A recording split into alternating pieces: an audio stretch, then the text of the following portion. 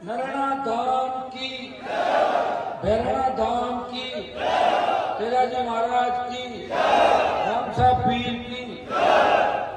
सबसे पहले तो दूधू बिचौल के नौजवानों का, किसानों का और नरैना भैरवना पीठ के जितने भी अनुयायी है राजस्थान के, उन सबका मैं हृदय से आभार प्रकट करता हूं कि आपने इस 26 दिन से चल रहे आंदोलन के अंदर कहीं न कहीं हर तरीके की भूमिका निभाई, चाहे हमारी माताएं बहनें हो, चाहे नौजवान हो, चाहे किसान हो और सर्व समाज 36 कौम के लोगों की आस्था नरैना धाम और भैरवना धाम है। और ये राजस्थान लोक देवताओं के वीरों की धरती है और सबसे ज्यादा लोक देवता देश के अंदर कई पूजे जाते हैं वो राजस्थान के अंदर। हमारे जितने भी गांव राजस्थान में बसे हैं वहाँ खेड़े का कोई धनी गांव के अंदर भी है जिसकी पूजा भी होती है, चाहे किसी भी जाति का गांव, किसी भी जाति का, लेकिन ये परंपरा है हमारे राजस्थान के अंदर। भैरवना धाम के बारे में बहुत कुछ सुन रखा मैंने, लेकिन आज योग संयोग था कि आज दर्शन हुए। मैं नरैना पीठाधीश्वर ओम प्रकाश दास जी महाराज और यहाँ के भैरवना के जो हमारे महंत हैं गोवर्धन दास जी और अभी जो आपको बीच बोले भागीदार जी, तमाम संस्थान जो राजस्थान के कोने कोने से आए, उन सबको मैं इतना ही विश्वास आपको दिलाता हूँ। मेरी एक आदत है, जहां मैं जिसके साथ चल करता हूं हमेशा विजय हासिल होती, जीत हासिल होती, मेरी और मैं पीठ दिखा कर नहीं भागता, कितना ही नुकसान है। और ये तो चूंकि बिल्कुल और बैंकों ये तो इससे ज्यादा क्या सौभाग्य मिलेगा मुझे कि संत सड़क पे है और मुझे ये मौका मिला है कि संतों की जीत करवानी है। अब वो भी जीत आज से ही भजन लाल जी की सरकार की उल्टी गिनती शुरू हो गई। आज से अगर तुम्हें जरा सा भी समझे बात कर लेंगे, हो सकता है 2-3 महीने का टाइम हमको और मिल जाए, नहीं तो मुझे नहीं लगता कि भजन लाल जी ये तो जीत हो ही जाएगी। भजन लाल जी भी यहाँ से रवाना हो जाएंगे, पहले वाला काम संभालेंगे तो पहले पार्टी का नहीं। भाइयों, कितना बड़ा दुर्भाग्य है कि प्रेमचंद बैरवा को जिताने के लिए राष्ट्रीय लोकतांत्रिक पार्टी के कार्यकर्ता मेरे से नाराज होके और मुझे छोड़ के चले गए। याद है तुम लोग? तुमने कहा साहब आप तो नागर, आप अपन लड़ेंगे नागर जीतेगा, तो ये तो नागर का ही भाई निकला। नागर को आप आसाराम बापू कहते थे और ये स्थिति रशिया में पुतिन से बात करता है, रशिया में। तो ये तो दोनों भाई भाई हो गए, तू मेरे को तीसरा करना पड़ेगा। और अब की बार अगर नहीं किया ना तो 28 के बाद 33 जाता था, हमारी उम्र भी बढ़ रही भाई, तो घर थोड़ी नहीं उम्र। अब देखो लड़ाई का जो अंतिम परिणाम है ना वो 28 के अंदर आना है। और जब सत्ता हाथ में होती है, सत्ता हाथ में होती है तो कुछ भी कर सकते हैं। अब ये सत्ता का दुरुपयोग है कि 150 बीघा जो जमीन एक सेठ की जमीन जिसमें डिप्टी सीएम में थोड़ी बहुत पार्टनरशिप डाल ली, बड़ी सोच तो है नहीं, ज्यादा मैं जानता हूं शुरू से। इन्होंने अपनी जमीन को बचाया, रिको लाएंगे, उनकी जमीन कीमती हो जाएगी और यहां बर्बादी और अंधकार शुरू हो जाएगा। ये पर्यटन स्थल बढ़ सकता है, राजस्थान का महत्वपूर्ण पर्यटन स्थल जिन पहाड़ों के लिए। अभी मैंने देखा महाराज जी मुझे बता रहे वीडियो 3:30 बजे जिस तरह मोर बोल रहे थे, दूसरे पक्षी, जिस तरह यहाँ पे पक्षियों का बहुत बड़ा जमावड़ा रहता है। और यहाँ आने के बाद मुझे ऐसा लगा, देखिए ईश्वरीय शक्तियां है जिनकी वजह से हम जैसे लोग जिंदा है। हमारे पास न तो पैसा है और न कोई गुंडागर्दी करते हैं, न दूसरे गलत काम करते हैं, माफियाओं के खिलाफ लड़ते हैं और लड़ते लड़ते लड़ते लड़ते और हजारों लोग दुश्मन है, सरकार के दुश्मन है, फिर भी आपके लिए हमेशा आगे खड़े मिलते हैं और ईश्वर की कृपा से सब कुछ है। यहाँ आकर मुझे बहुत अच्छा सुकून लगा कि जगह बहुत पवित्र है और यहाँ मन लगता है। माताएं बहने बैठे हमारे आसपास के गांव, इनको बरगलाएंगे लोग, कहेंगे रिको आने तो तुम्हें जमीन महंगी हो जाएगी। अरे कितनी भी जमीन महंगी हो, जमीन तो वैसे ही महंगी होगी। तो जमीन बच्ची कहाँ है लोगों के पास? तुम तो जमीनों को रखो, रिको नहीं भी आएगा तो भी तुम्हारी जमीन महंगी होगी। जमीन बेचने की सोच ही क्यों रहे हो? जमीन तो रखनी भाई, जमीन क्यों बेच रहे हो? मैं राजस्थान के किसानों का हमेशा कहता हूँ, मेरे खींवसर के इलाके में लोगों ने 10,000 रुपये बीघा में जमीन बेच दी। आज उस जमीन की कीमत है 40 लाख रुपए बीघा, बेच दी। मेरे खींवसर से ज्यादा लाइम स्टोन निकलता है, जाटों का बड़ा इलाका है, लेकिन जितना जमीन के मालिक हैं वो सारे शेख हैं। ले ली बात साकी कर ली। ये तो मैं बैठा हूँ वहाँ पे, नहीं तो पहले के नेताओं के भरोसे तो 7,000 10,000 1 लाख बीघा का दलाली करके जमीन चली गई थी। लेकिन अब मैं हूँ तो कम से कम इतना मैं कर सकता हूँ कि मुझे जब पता लग जाए कि कोई व्यक्ति संकट में है, वो बेचना तो चाहता है, तो मैं कह रहा हूँ तो बेचना चाहता है, हाँ कितने रुपए में? कैसा? 10 लाख में, चल तेरे 25 लाख दिलाता है, कम से कम मजबूत तो रहे आपकी स्थिति। आपकी स्थिति मजबूत हो, जमीन खरीद दो कर सकता है। लोग लड़ नहीं पाते, लोग आते हैं, साहब आप मुझे मर मिटेंगे, बस आंदोलन करना। और हम आंदोलन में बैठते हैं, लोग फिर से समझौता कर रहे हैं। ये आदत होती है। और हिंदुस्तान 150 साल गुलाम पूरा, अंग्रेज आए थे व्यापारी बन के, उन्हें देख लिया तो पोल पट्टी पूरी ढोल बजो, पोल में आराम से किसी को किसे लड़ाया, किसी को रात को बुलाया, तो जाके वो लड़ाया, किसी को कैसे किया, और करके 150 साल राज कर गए। ये दिल्ली थी जिसमें कितने बारीक ताकत दिल्ली के अंदर आई।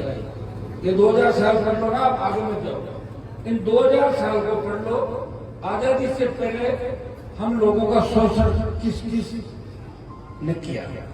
बार बार मुगलों की बात करते हैं, मुगलों से पहले भी बहुत लोग आए, उससे पहले भी आए, लेकिन हिंदुस्तान एक ऐसा देश है जिसने प्रत्येक संस्कृति को, प्रत्येक धर्म को अपनाया और वर्ल्ड का सबसे बड़ा लोकतांत्रिक देश बना।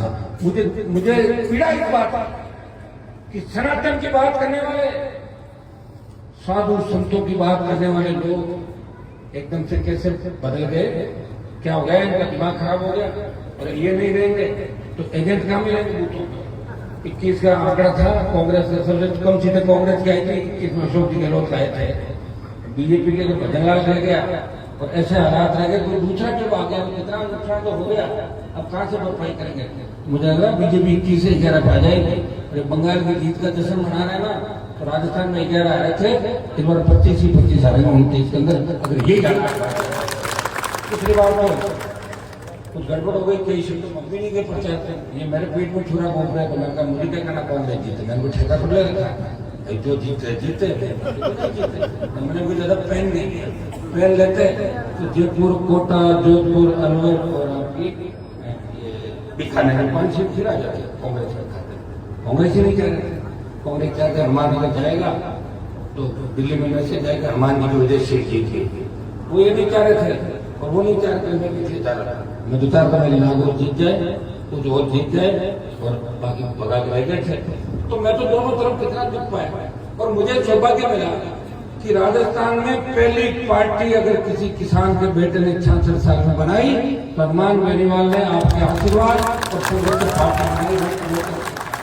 तो मैंने कहा था कि जब भी पार्टी की जवान किसान को पड़ेगी, सत्ता को ठोकर मारूंगा। मोदी और अमित शाह बहुत नजदीक थे, जब तीनों के शिविर आए तब हरियाणा, पंजाब, उत्तर प्रदेश, दिल्ली के किसानों ने कहा कि हमारे नेताओं को जंग लग गई, आप तेजा जी के भक्त हो, आप नौजवान हो, आपने लड़ाई लड़ी राजस्थान के अंदर, आप आओ और मोदी की सत्ता छोड़ो, देश के किसानों को संभालो। मैं चला गया, भाव को इमोशन। लेकिन उसके बाद क्या? मैं तो मोदी को छोड़ गया, लोगों ने वोट कहाँ दिए? 3 MLA थे 18 में, वापिस 1 किया और 1 का 0 कर दिया। क्या नहीं किया राजस्थान में? क्या दे दी क्या लोगों वोट? मुझे आया था ना किसान में 12 तो नहीं, वोट वैसे क्या करता? अग्निवीर सेना का सम्मान सेना को ठेके पे दिया। एक व्यक्ति देश में लग रहा है कि सेना को ठेके पे दिया, मैं उसका विरोध करता हूँ। और हरियाणा, पंजाब, राजस्थान, यूपी और दिल्ली के किसान के बेटे सबसे ज्यादा जब अग्निवीर का विरोध करे। भाइयों, इस संघर्ष का परिणाम ही निकला कि पहले 25 की जगह 50% हुए। और मैं विश्वास दिलाता जिस दिन लाखों की तादाद में आप दिल्ली कूच करोगे, अग्निवीर को समाप्त करा देंगे। आज सोशल मीडिया का जमाना, आप सब बातें देखते हो। जब पहलवान बेटियां तकलीफ में थी दिल्ली के अंदर, हरियाणा की थी सारी पहलवान बेटियां, राजस्थान की एक भी नहीं थी, लेकिन उन पहलवान बेटे को न्याय दिलाना, उस बाहुबली के खिलाफ अगर जंतर मंतर में जाके पहला झंडा उठाया और पहली आवाज बुलंद की, वो तो नागों के साथ में पहलवान बेटे का सम्मान करने के लिए लड़ता था और जीत करके हमारे बेटे थे। मेरी आदत ऐसा ही प्रतिका आंदोलन मैंने हाथ में लिया, लोगों ने खूब प्रयास किया, कभी सुप्रीम कोर्ट में कभी बैंक में जीत जाएंगे, वहां जीत जाएंगे, तो फिर मेरे को कितनी गाली देते सही विश्वास बैठे रो रो के तुमने सुने तो मुझे गाली क्यों देते, वापिस पढ़ लो, हम भी तो चुनाव आ रहे हैं, वापिस जीत गए, अब बाहर हम जाओगे, पढ़ाई करोगे जीत गए, ऐसा ही पढ़ जाओगे, नकल करके पेपर आउट हो रहा है, कितने दिन बढ़ोगे बताओ, ये तो भजन लाल है। और मेरी सरकार हो जाएगा पेपर लीक, तो कोई लीक गलती से करते तो फिर क्या हो जान सकते हो, तो बताऊंगा सरकार में आऊंगा भैया। इस राजस्थान को अगर ठीक करना है ना तो इसका कप्तान मजबूत आपको करना होगा, मजबूत कप्तान है जो भी सेना लगती है, जिनके कप्तान नींद लेते हैं या दिन भर खाते रहते हैं समोसे रोटी, उनकी हालत ही होती है।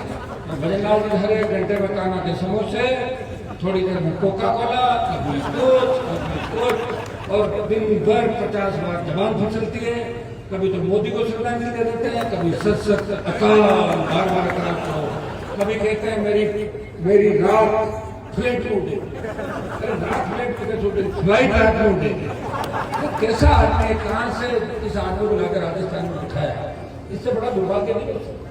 शर्म आती है हमारे को, लोग दिल्ली में पूछते हैं और राजस्थान से आते हैं, वहाँ सीएम मजाक उड़ाता है, में थोड़ी बनाया सीएम, मेरे को आपने हाँ मैंने एक गलती की, मैंने वसुंधरा को भगाया इसलिए भजनलाल का उतार रहा, इसमें तो कोई दो है, झगड़ा था मेरा व्यक्तिगत झगड़ा नहीं था, उन्होंने राजस्थान की संस्कृति का मीडिया मेट कर दिया, गहलोत वसुंधरा ने उसके पापा को पर्दा डाला, उसका परिणाम ये है कि राजस्थान महिला अपराध में 1 नंबर पे आ गया, लूट खसोट, किसान आत्महत्याएं, जवान आत्महत्याएं और गैंगवार, ये पहले राजस्थान में, पहले राजस्थान में जाति के झगड़े नहीं होते थे, गुरु सिंह जी की सरकार गई, चाहे दूसरी सरकार गई, जाट राजपूतों को लड़ाया वसुंधरा जी ने, फिर भूजन मीनों को लड़ा दिया और शेड्यूल कास्ट और ब्राह्मणों को लड़ा दिया, लड़े कि नहीं लड़े सबको आपको याद है सारी चीजें, मैं बार बार आपको याद दिलाता, मुझे लग रहा है मैं याद दिलाते रह जाऊंगा, वोट दो पता नहीं कब दोगे आप, लेकिन मेरा काम है बार बार आपको याद दिलाऊंगा। 28 के अंदर अगर सड़क पर जा रहे हो, टोल देते हो नहीं देते हो, गुस्सा आता है आपको, डीजल पेट्रोल के 100 रुपए देते हो तो गुस्सा आता है, तो गुस्सा निकालते भूल जाते हो 2 दिन बाद, कोई जाति के नाम पे, कोई धर्म के नाम पे, कोई दूसरे नाम पे। अगर भारतीय जनता पार्टी की सरकार में साधु संत 26 दिन इस तपती धूप में बैठे रहे, तो इससे बड़ा दुर्भाग्य देश के अंदर नहीं हो सकता। तो सरकार साधु संतों के नाम से बनी, जो सरकार गाय के नाम से बनी, जो सरकार गोचर के नाम से बनी। मैं संघ के जो लोग हैं भारतीय जनता पार्टी के, अब संघ के बिना बीजेपी तो कुछ है ही नहीं, डेपुटेशन में गए लोग, कभी कांग्रेस छोड़ के कोई जाता है, कभी यहाँ से आता है, वहां से, मैंने तो RSS से बीजेपी करता, तो RSS के लोगों को भी मैं इसके माध्यम से कहना चाहूंगा कि कम से कम साधु संतों के लिए इन्होंने आप सबको हर परिस्थिति में मदद की, और आप ये जो रिको का मामला है, इस रिको को कैंसिल करें, जिन अधिकारियों ने गुंडागर्दी की इस पूरे मामले को उचित से जांच करें, डिप्टी सीएम का क्या रोल है कि 150 बीघा जमीन में डिप्टी सीएम का भी हिस्सा है क्या, इस बात का भी पता करें। और मैं तो ये भी कहूंगा कि डिप्टी सीएम बार बार रूस की और पुतिन की बात करते हैं, इसकी भी जांच की जाए, कारण क्या, रशिया से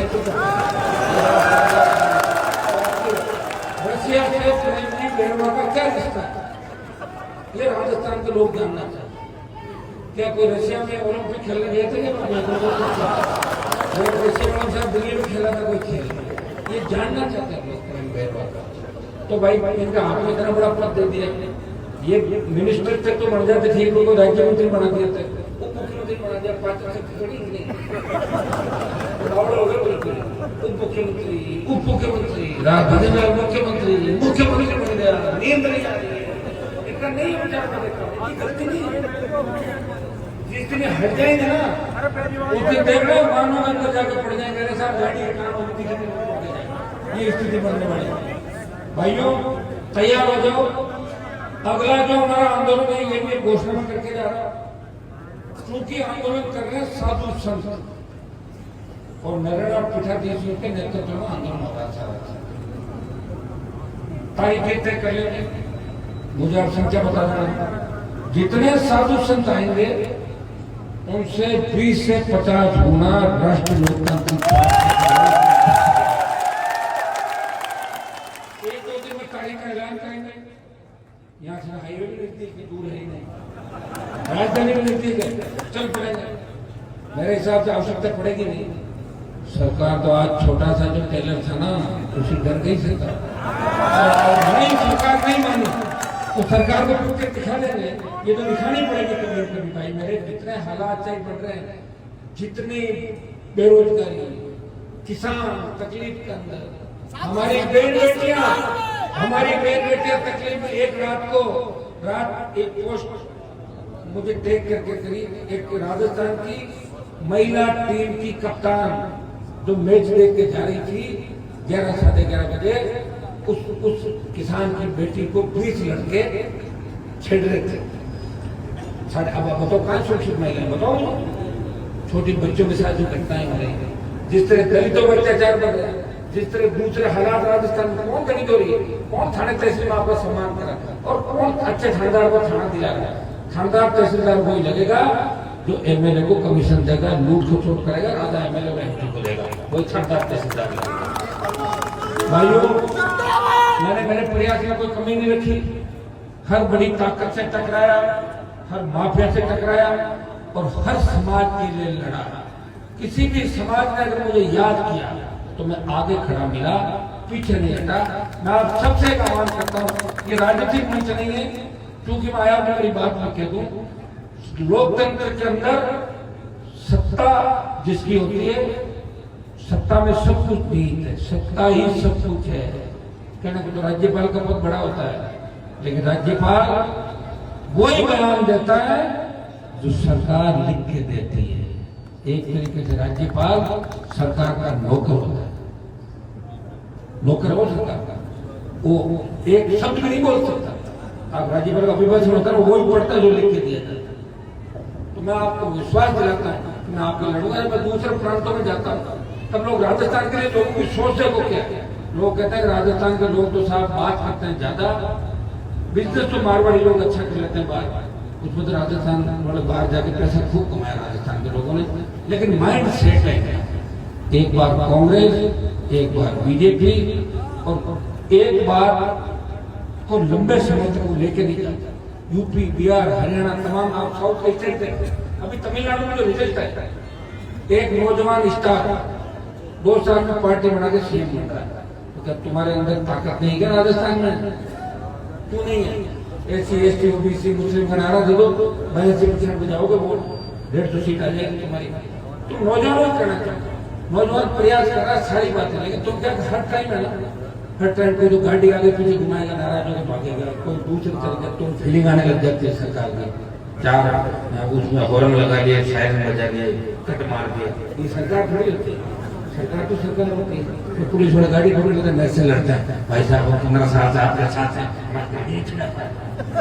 मैं तो छुड़ाऊंगा, लेकिन तुम एक टिकट मारी क्यों हो? मेरा बताओ, रुक जाओ ना एक बार, गवर्नमेंट बनने दो अपनी, उसके बाद अपना ठीक हो जाएगा, कुछ सत्ता का आनंद ले लो, पूरे जीवन कैसे रहोगे विपक्ष में? तो छोटे भाइयों को हमेशा समझाता हूँ, धीरे गाड़ी चलाओ। अभी महाराज जी यही कह रहा था, 40 की स्पीड आया, निकला लेट 4 बजे, लेकिन पहुंचने में 7 बज गई, 3 घंटा लगा, 40 आई, मैं 70 की स्पीड चलता, 2, 4, 5 ध्यान रखना पड़ता है। मैं रातों को घूमता हूँ तो अकेला 1-2 गाड़ी लगे मेरे हिसाब से चलता हूँ। भगवान की बहुत बड़ी कृपा मेरे ऊपर है कि मेरा जन्म राजस्थान में इसलिए हुआ कि हनुमान बेनीवाल राजस्थान के प्रत्येक समाज में जगाएगा और सत्ता के सिंहासन पर मैं तो ये भी कहता हूँ कि मजबूत दूल्हा हुआ तो मैं बाराती बन जाऊंगा, मैं दुल्हन नहीं बनूंगा किसी की, ये मैंने हमेशा कहा, आगे भी करना चाहता हूँ। अब सरकार को मेरा इंतजार कर रही है। ये दूधू की क्रांति राजस्थान के अंदर संजय हो रही है कि जयपुर जिले के अंदर इस बार जब हम बढ़ेंगे मारवाड़ बाड़मेर से शेखावत से चलते हुए, तो जयपुर में राष्ट्रीय लोकतांत्रिक पार्टी की सुनामी आएगी। 36 को इस बार राजधानी के अंदर बदलेगी, क्योंकि लोगों ने प्रेमचंद को भी देख लिया और बाबूलाल को भी देख लिया। देखा बाबूलाल प्रेमचंद मुझसे भाई हनुमान बेनीवाल ने तुम्हारे सचिन पायलट को मुख्यमंत्री बनाने के 2 बार प्रयास किया था, नहीं किया था। अब नहीं बने तो उनकी किस्मत है, मेरा हाथ में नहीं, ठीक है ना। मैंने 2 बार प्रयास किया और जब दूसरा आरक्षण आंदोलन चल रहा था तो हनुमान बेनीवाल सड़कों पे भाइयों के साथ बैठा था। आज भी देवनारायण भगवान का जयकारा हमेशा लगा था। एक जीवन बोलते हैं बोलो देवनारायण भगवान की, क्योंकि तेजा जी और देवनारायण भगवान साथ साथ चलते हैं, जाट और गुजर साथ चलते हैं, हिस्ट्री भी कहती है।